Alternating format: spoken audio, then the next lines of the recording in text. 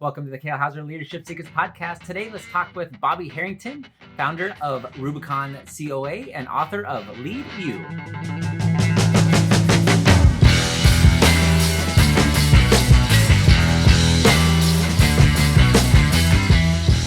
Hello, everybody, and welcome back to the Kale Leadership Secrets podcast. My name is Kale Hauser. I will be your host today, as I am every day. But it is my distinct pleasure to bring to you Mr. Bobby Harrington. He is the CEO of Rubicon COA and author of Lead You. Mr. Bobby, thank you so much for joining me today. I'm really looking forward to this interview. Yeah, my pleasure to be here, Kale. Thank you. Yeah, fantastic. Now, my audience who's listening, a little bit of background. So Bobby and I met at an event recently, and we kind of hit it off because, hey, lo and behold, we're both kind of in the leadership space. Although Bobby focuses on a little bit different kind of the side of the leadership than I do, and he's a published author, which makes him way more legit than anything that I've ever done. So I'm super excited to learn from him. He's got a lot to offer. Bobby, I want to start out with just a little bit. Can you kind of give that synopsis of your journey and why leadership? Why was that something that was important to you, and certainly important enough to start a business around? Yeah, sure. No, thanks for that. Great question. So, I guess my first introduction to leadership was American football. And, that had a lot of structure. And I noticed really quick that, the coach was a leader and he expected there to be a leader on offense, and on defense. Right. And, Yeah.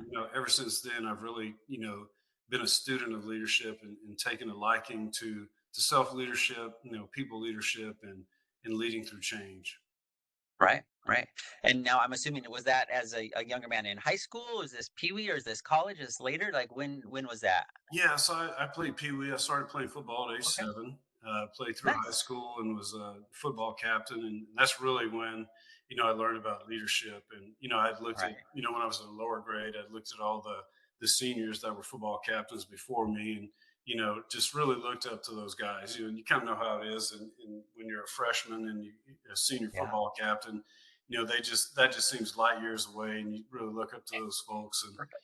Yeah. so I was privileged enough to be, football team captain, and I learned really quick that Cool. people were counting on me, and I've Right. carried that sort of sense with me ever since then. No matter what team I've been on, people are counting on us, so we have to be accountable.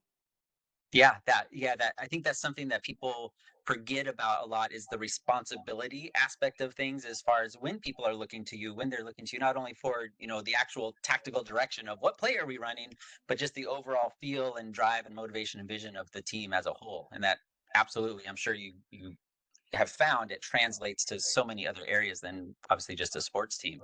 That's Well, pretty cool. sports emulates life, right? In Right. the course of a football game or baseball game or any other type of team sport, there's going to be highs, there's going to be lows, and there's going to be everything in between. So, it kind of gives you a sense, later on you can look back on those experiences and say, okay, how do we handle this? It's not necessarily, one for one correlation, but, being on a team certainly helps you as a leader later on in life.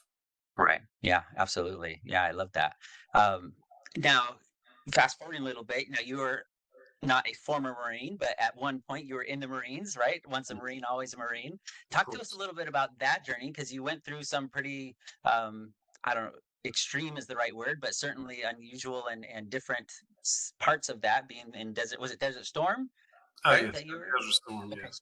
Okay. Yeah. So talk to us about that aspect of your life and how that did that change your thoughts on leadership? What did that experience do for your just mindset about leadership in general? Right. So after high school, I played college football for one semester and quickly found out that, there are a lot of people that were better than I was. So after that, after I washed out of college football, I joined the Marines. Okay. And, that was, when I look back on it, that was the best of times. It was good times, bad times, but, Right. Yeah. it was all good. And the unique thing about the Marines is they teach every rank the same type of leadership. And I Mhm. believe that's what kind of differentiates the Marines and makes them so effective is, their leadership traits and principles that all Marines follow. And, Right. you sort of live by a code and hold each other accountable for that. And, I stuck really close to those things my whole career, through oil and gas and private business and, working for a Fortune 100 company. Right. Right. Now, correct me if I'm wrong, you recently retired out of that Fortune 100 company after presumably many, many years doing that. Talk to us about that corporate style of leadership, and then how did you have direct opportunities as gained seniority in that company? Talk to us about that leadership journey in the corporate type of setting. Yeah, sure. The corporate setting is unique. I spent 18 years in the company I Oh, worked for, and the company had about 58,000 people, and at any one time, my smallest team was three, my largest team was 180. So, the oh, teams are okay. massive, and the span of control it can be large. Right. And at the different sites, it can range from 2,000 to 4,000 people. So, as a Wow. supervisor and leader, you might be responsible for, anywhere from, a few to 100 people, a couple hundred Yeah. people. And, Yeah. your team has influence, on the rest of the organization. So it's a real cool dynamic, so you always have to consider, your own behaviors, how your team functions, how your department functions, how it works in the larger scheme, right? So there's a lot Right. of angles to consider when making decisions as a leader, or Yeah. taking action. Yeah. I love you talked on about your own self, right? Because you're talking, which title of your book is Lead You. But before we get to that, I'm just because I'm really fascinated by that I've never been in that large of a corporate type of a structure. Were they good, or did they do well at preparing you for those types of roles when you were leading hundreds, instead of maybe just you and your two or three others, or was that something that you kind of figured out on your own because of your own drive and initiative to want to be a good leader? Yeah, I can't speak for all organizations or Right. everywhere in the company I work for, but most of the things I learned as a leader, I learned before I joined this Fortune 100 company. Okay. You know, they have a lot of resources, but didn't really teach leadership per se, right? Okay. Yeah. Yeah. I think it's just so interesting as part of as companies grow bigger, it's easy to lose sight of that aspect of it because it is a little bit of an intangible, right? You can't get a direct ROI necessarily, although if you look at the span of teamwork and culture, you can absolutely measure that in the form of people staying or quitting and all that kind of stuff. But I just find that so fascinating that a company of that level, right, a Fortune 100, we're not talking here a $1 million budget annually or anything like that, but that they still don't have necessarily a formal, or at least in your example, right? Not speaking for all companies, but I just think that's really really interesting. But No, kudos on it you and good on you that you see the need for it and the benefit of it, right? Yeah, it's a quandary. People want to go to companies where they can be taught leadership, but companies want people that already have leadership. You know, Right. leadership is transcendent. So it is a mystery why more companies don't have formal leadership development programs. Right. There are Yeah. Yeah. some programs, but not necessarily like the military or the Marine Corps, where every person is taught leadership, right? Right. And Where I it think becomes a there little bit are. more than just the poster on the wall. It becomes like this is part of who you are. Yeah. Yeah, that's cool. Now, you mentioned on it, and I guess we're swinging back to it, is that self-leadership aspect of it. Was there a moment, or was there an event that you kind of woke up and realized, like, and maybe this is back to your Marine Corps days or even earlier your football days of like I need to know myself. I need to be able to lead myself before I can have the awesome responsibility of these other people being in my charge. Was there anything like that, or was it more just kind of gradual? You realized, hey, I need to be responsible for myself too. No, the Marine Corps teaches personal accountability. And I carried that through my life. There have been times where I drifted, and the impetus for the book Lead You was when I was 45, 46. I went through a rough spot. I just had a lot of success in the company I worked for, and life should have been great. But Yeah. guess what? It wasn't. There were some holes that I needed to fill and some gaps, and it all started with this earnest and honest conversation with myself. Asking some key questions. How did I get here? You know, what do I need to do to change? And it made me Right. reflect back to my time in the military, where again, the Marine Corps teaches personal accountability, leadership traits and principles and stuff like that. So, I went back to that and I looked at my, family situation. I looked at Mhm. my health, I looked at my financial plan, and I looked at my belief system, right? I revisited my core values because Yeah. as we meander through life, there are different things that are important to us. So I had to really examine, okay, what is important to me now and what is going to be important to me in the next 5 years? And Right. I need to pick some core values that support that and, basically live it, right? Yeah. Yeah. Yeah. That's very that's it's really interesting, and I think we could probably spend the next hour just talking about that portion of it, right? Because it is so, it's a transitionary point in your life. And I want to kind of, for those of for those that are in a similar situation as you, we're married, we've had long-term partners. How important was that aspect of it in that part of your journey? Was this something that was just completely independent of your spouse, of your wife and your kids at that time, or is this something that you kind of came to together, if that makes sense? No, no, there certainly it all came together, and there were parts of each one of those parts of my life. My family, my belief system, my financial Right. status, and so on and so forth. They needed work, so the family was definitely part of it. Okay. One example I like to give is with my spouse. I started to try to win the relationship instead of winning each conversation, right? And I that like changes the that. whole perspective. I'm writing that down, bringing the relationship instead of each conversation. That's really good. Can you talk just a little bit more about that? Because I think that's fascinating for people of our similar age. We've probably been married for, you know, well over 10 years, and yeah, just talk a little bit more about that aspect of it. Yeah, well, I've been married 32 years, so but Well, this was right in your mid 40s, right? right, So that was only like a couple years ago for you. sure. Yeah. Well, it's not important to win every conversation, Right. right? What's the point of winning every conversation? It's the ego, right? Mhm. And when you learn to put your ego in the back seat and you don't have to win every conversation, guess what? Your relationship's going to improve. I promise you. Right. I I, Right. I guarantee it. Yeah. It's How about does that? harmony. Oh, yes. Yeah. Yeah. I love that. How does that relate to a business setting? Do you carry that same principle into a business setting? Oh, absolutely. Yeah. You know, the best and high performing teams that I've been on, were harmonious. I mean, there was friction from time to time, and friction can be healthy, right?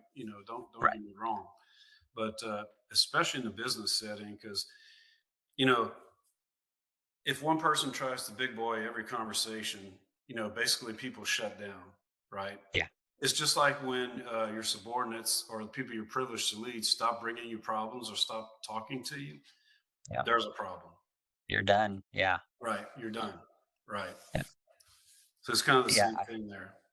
Yeah. I had the displeasure of watching one of my commanders during my time do that to a young junior enlisted kid that was just, he was literally out of his own caring for our organization, was trying to bring a problem that he had no ability to solve or anything, but he was like letting us know. And this poor young man just got absolutely trampled by our commander, because you didn't argue with the commander. You didn't, anyway, we can go on and on about that too. But I love that it's not always about winning every conversation, right? And it's not always a competition. Like there's no, once you remove that ego from it. Well, Yeah. it's all about collaboration, right? And at the end of my career, I became a better listener, and I barely talked. I let my subordinates do Right. all the talking. I asked the open-ended questions, and they usually answered the question they were asking, right? Through Right. Yeah. open-ended and listening with intention, right? Yeah. Not I butting love it. in, not trying to Or fill every inserting your pause. own opinion. Right. Right. Yeah. Yeah. That's great. Now, so you had this kind of this, I don't know if epiphany is the right word, but this kind of moment in this time where you transitioned, maybe not so much self-focused, or just kind of broadening your perspective a little bit. How then did your self-leadership journey change from that point over? Like what were you doing differently after that you weren't doing before? Well, I was following my character traits really closely after. I was Okay. living my values, without wavering. And, it all starts, it's kind of like discipline, right? It all starts with self trust. Okay, so I made a plan. I said, I'm going to do these things. And Right. I did these things day after day, week after week, month after month, and that's how I made progress. First, I built back my own self trust, and Okay. after I built self trust, then I could have self belief, right? Because you can't really believe in yourself wholeheartedly if you don't trust yourself. You know, Right. just like outwardly, like I can't believe in someone if I don't trust them, right? Right. It's the same internally. You know, there's always this internal, conversation going on. Yeah. I I think that's fascinating because we hear a lot, at least I hear a lot, or I'm exposed to a lot, and I think it's fairly popular in our popular culture, is that you have to believe in yourself, right? Yeah, you have to be the number one, cheerleader of your own life and believe in yourself. But you're touching on a very necessary and often overlooked aspect of believing in yourself. Something has to come before you believe in yourself. And you said it right there, that trust aspect of it. Like I'm getting chills a little bit because I haven't heard anyone say it in that manner before. So I think people when as you're listening to this, can you say that again, Bobby, about that flow of how it needs to go before you get to that belief? Yeah, so basically you have to have self-trust, doing what you say you're going to do each and Right. every day, each week, each month, and then you can start to have self-belief, right? I But love it. self-trust, so let's dig a little deeper. Trust is one part character, one part competence, right? Yeah. They either trust someone because they do something really well or they have really solid character or both, Right. right? Right. It's the same when you look at yourself inward. You know, am I competent in, being a father, being a spouse? Am I competent at work, right? Right. And what kind of character do I have? Where's my integrity, my decisiveness, my judgment? All Yeah. those things are important, right? And Yeah. when you focus on those and you work really hard at those, and look, you don't get it overnight. It's like working out. You don't get the 500-pound squat or the 400-pound bench press the second day in the gym. Right. Right. And Right. that kind of dovetails into discipline, right? The building Yeah. blocks of discipline, I think, first are self trust and self belief, then making a course of action on what you're going to do, you know, then you decide and you act, right? And that's how Right. you build lasting, discipline. Okay. And that may you may have answered my next question a little bit. I was going to say, for somebody that's listening to this right now, and maybe they're struggling, right, in their own leadership journey, which is probably why a lot of people listen to leadership style podcasts. What would you tell somebody who is, like they kind of welcome said, I can't trust myself? What would be something that you would tell that type of a leader that are at that very beginning? They've recognized the problem, they raise their hand like, hi, I'm Kale, I have a problem. What's the next step for that in this process of getting to self-belief and self-leadership?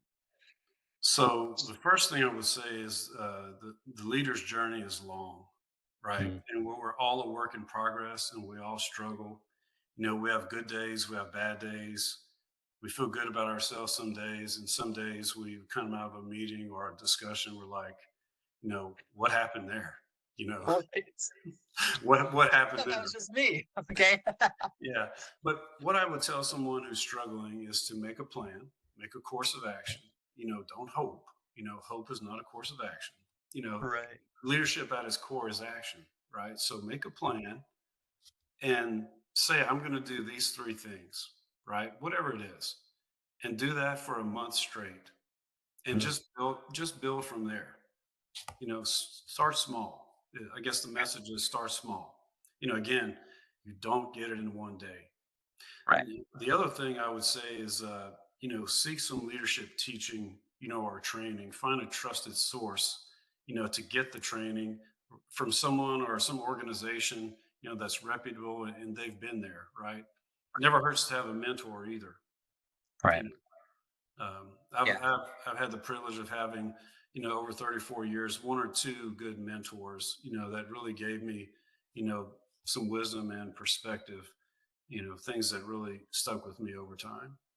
Yeah, I'm really glad you brought that up because talk to just mention, and you mentioned it briefly there, but how critical has been that mentor role in your life, both, professionally, personally, and certainly as you're in on your leadership journey? What do you think your life would have looked like without those examples and that mentorship?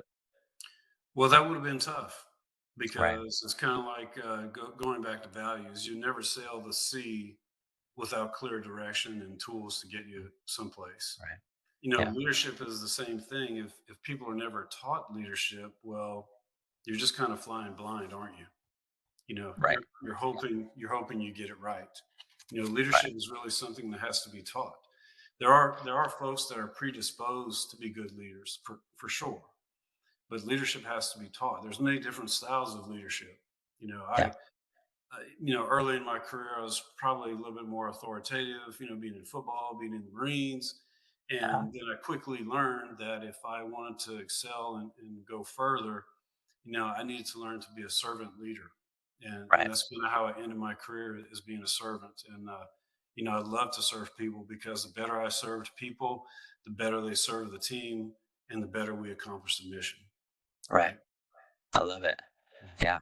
Yeah. 100%. There different styles, different situations that require Sure. different styles, absolutely. And I love that after all those kind of situations that you've been in through in the span of your career from a young man at football to retirement of that you landed on servant leadership as your style and presumably the most effective of what you used and tried throughout your career. So that's pretty cool. I love it. Yeah. Yeah. So, all right, so let's talk about you wrote a book, which I love, called Lead You.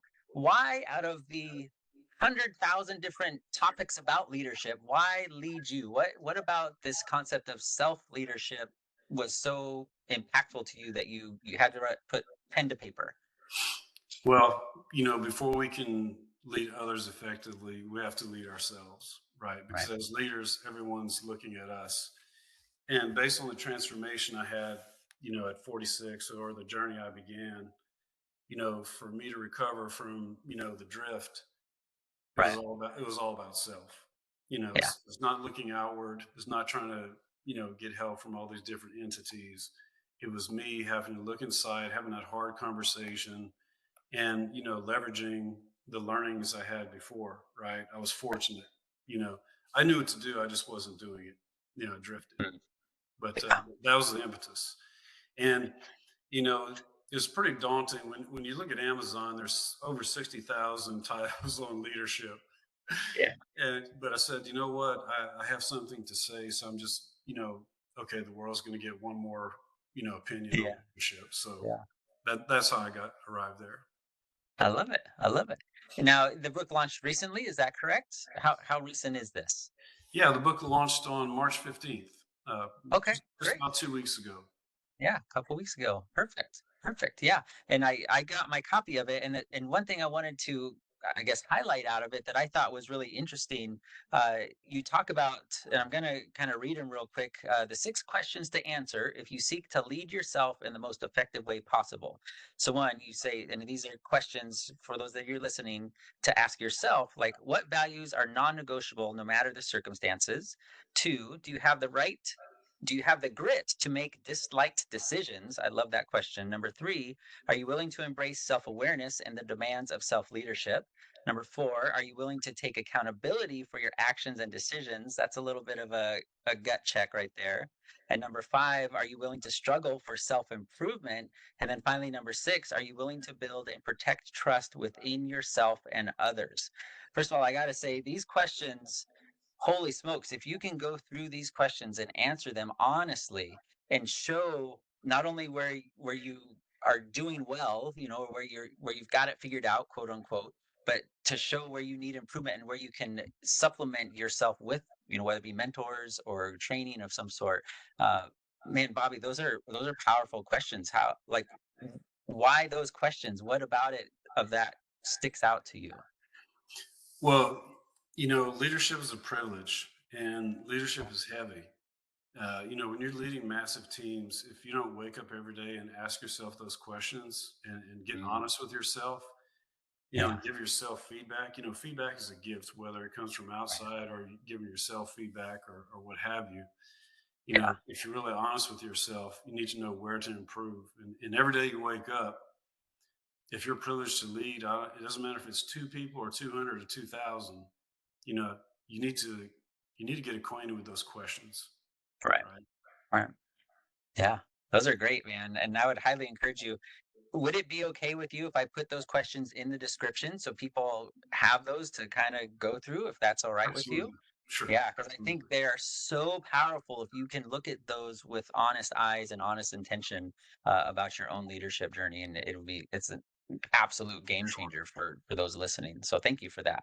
Yeah. Yeah, so those listening, those will be in the description of whether you're on YouTube or whichever podcast platform you're listening to. So make sure you answer those and let us know what you come up with. That's fantastic.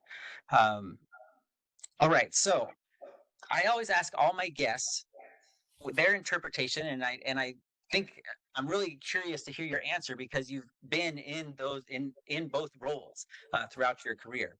What is your interpretation or your definition, the difference between a manager in a business sense and a leader in a business? What are your thoughts? No, that's the what do they call it, $60,000 question. Right. No, management usually carries a title, and managers may talk more than they act. Ah, They may throw around authority or voice their title. I found they may be yeah, really good at directing and controlling, which is sort of the formal definition of management, right? To direct and right. control. They might have been known to issue work faster than it can be done. We used to always say that hey, so and so can point faster than we can work. It's easy to do that, right? Yeah, And managers tend to fixate on metrics and numbers, and while metrics and numbers are good, right? If you want to improve, you have to measure, right? right, No doubt about that. And you should always have leading and lagging metrics. There's no one's arguing against that, but to fixate on that, can paralyze the right. manager and therefore confuse the team. Now, on the other side of that, you know, a leader doesn't need a title. You can give him Mm, three letters, you can give him, two sentences, it doesn't matter. Uh, right. Leadership when you see it, because it's usually the person that's, acting, or it's usually the person that's listening intently, right? Mm, Leaders also have a line of sight. The common word in industry and the sectors is vision, right? right, I kind of think right. that word is overused. I prefer line of sight, right? Mm, They can clearly articulate where the team, department, or organization is going. They can clearly do that. And that reduces the confusion, right, to the team or the organization. A leader right. takes action, a leader gives credit, and a leader accepts blame. That's just the long and short of it. The Yeah, leader's never going to blame, right? right, right, A leader will make sure they're building relationships, up, down, and across with your subordinates, with your superiors, with your peer leaders. You're going to keep those relationships strong. right. I'm not going to pretend that, in the course of a career or a day, you're not going to have some, you know, arguments or friction or something like that. That's why they call it work and business, right? Uh, Right. but more often than not, a leader is going to be building relationships. Leaders are masters at building rapport, Mm, right? Keeping rapport with people, with team leads, with everybody in the organization. They don't sit in a silo. They get to know everyone. And the last thing I'll end on with leaders is they're very good at seeing the forest and not the trees, right, right? They right. they see how all the pieces work together, right? Yeah, Just think, in the days of old when they fought wars, you know, the generals were usually on two hills, and the battle was, here, and they'd have flags for signals, and right, the general that could see every moving part, right, and know how they work, that's usually the one who would come out victorious, right. right? Because they Yeah, see the big picture, right, and not just the tactical part of it. right, right.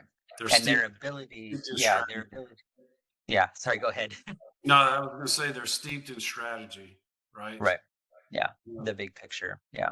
right. Yeah, I was going to say, and also their ability to communicate that vision. Like, even though this one person over here that doesn't have the whole picture, they've built that trust and relationship to say, yeah, no, like what I'm telling you is correct. Like this, I see the whole picture. We need to, do X, Y, and Z, or and show that line of sight. I love that term, line of sight versus vision, Mhm. because you're exactly right. That's what they're seeing. They have a direct line of sight to the goals, the mission, the outcome, whatever it is that they're leading towards.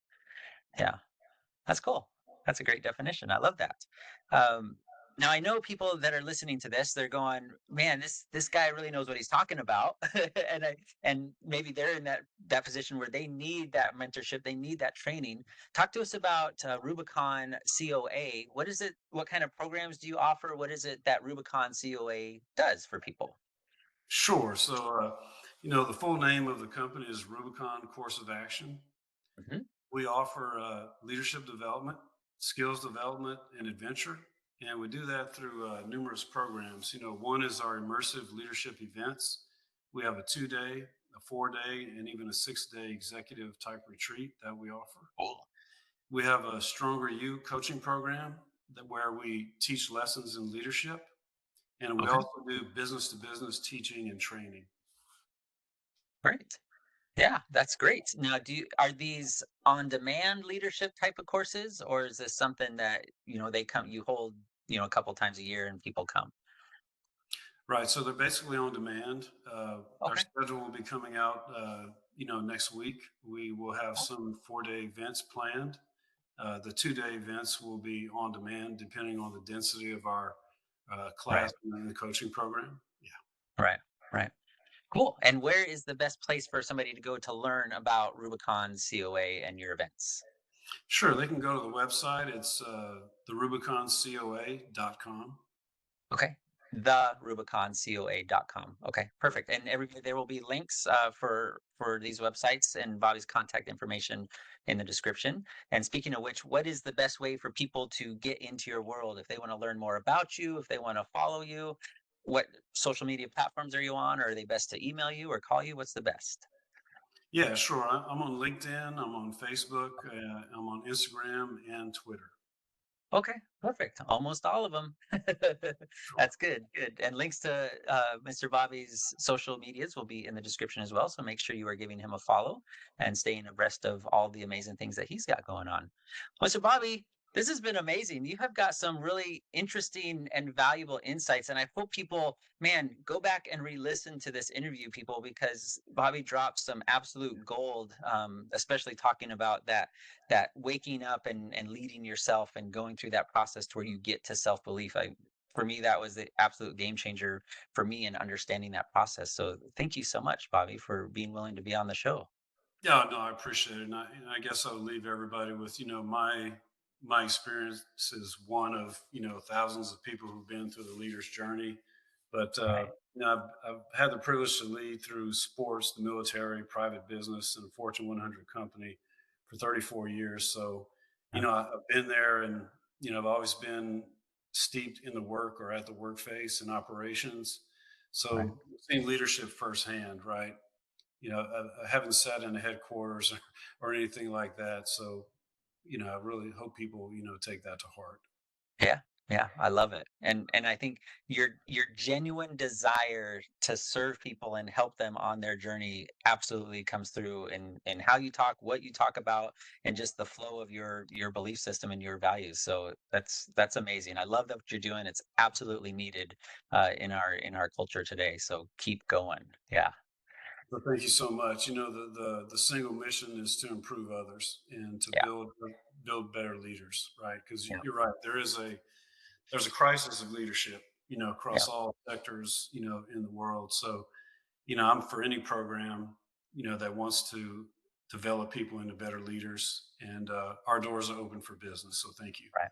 Yeah, I love it. All right, everybody, make sure you are checking out Mr. Bobby's social media and subscribing to his stuff. And his programs at all pique your interest, make sure you go to therubiconcoa.com so you can check out his events and get into them. It sounds like it'd be pretty amazing. Again, Mr. Bobby, thank you so much for your time. I really appreciate it. It's been my absolute pleasure to get to spend this last 20-30 minutes with you. Thanks, Kale. I really appreciate it. All Keep right, everybody, no matter where you're at in the world, have a fantastic afternoon. Bye.